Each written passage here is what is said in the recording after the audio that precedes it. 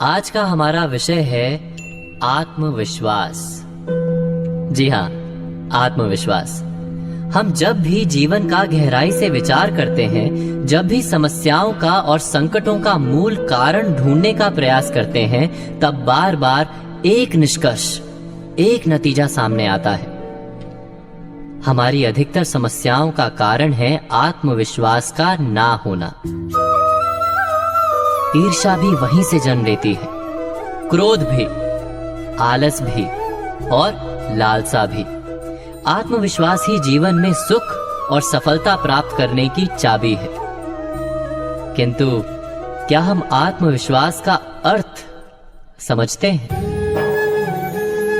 कोई भी कार्य जब हमारे सामने आता है तो हम निश्चय करते हैं कि इस कार्य में हम अवश्य सफल होंगे। क्या ये आत्मविश्वास है? हमारे सिवा अन्य कोई सफल हो ही नहीं सकता, ऐसा भी हम मान लेते हैं। क्या ये आत्मविश्वास है? आत्मविश्वास क्या अहंकार का ही रूप है? किंतु अहंकार तो सदा संघर्ष को जन्म देता है। तो क्या आत्मविश्वास संघर्ष का कारण है? जब हम मानते हैं कि हम अवश्य सफल होंगे, तब हम उसे आत्मविश्वास कहते हैं। किस आधार पर कहते हैं कि हम सफल होंगे? हमारे अनुभवों के आधार पर अथवा प्राप्त किए हुए ज्ञान के आधार पर? किंतु अनुभव तो बीते हुए कल का सत्य है। आने वाले समय में वो सत्य सिद्ध हो, ये आवश्यक नहीं, और ज्ञान की तो कोई सीमा ही नहीं। कैसे मान लें कि जितना भी आवश्यक है वो सारा ज्ञान हमने पा लिया है? अर्थात आत्मविश्वास का आधार यदि अनुभव या ज्ञान है, तो वो आधार मिथ्या है।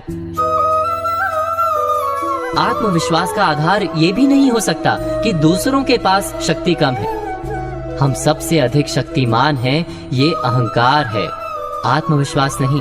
और अहंकार तो अवश्य ही टूटता है। संसार ने बार बार ये सिद्ध किया है कि हमसे अधिक शक्तिमान व्यक्ति आते ही रहते हैं। तो आत्मविश्वास का मूल रूप क्या है? आत्म यानी स्वयं।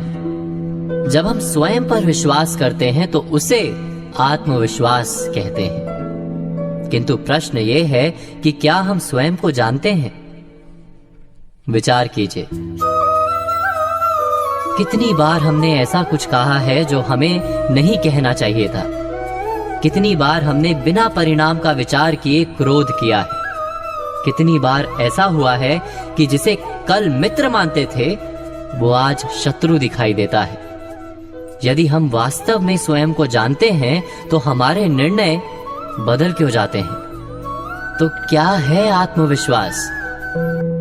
प्रतिदिन आईने में मुख देखते हैं, वो हमारा है। किंतु उस मुख के पीछे जो मन है, उसका हमें कोई परिचय नहीं। गहराई से विचार करेंगे तो तुरंत आप जान पाएंगे कि आप तो वास्तव में दूसरों की दी हुई धारणाओं का मेल मात्र ही हैं।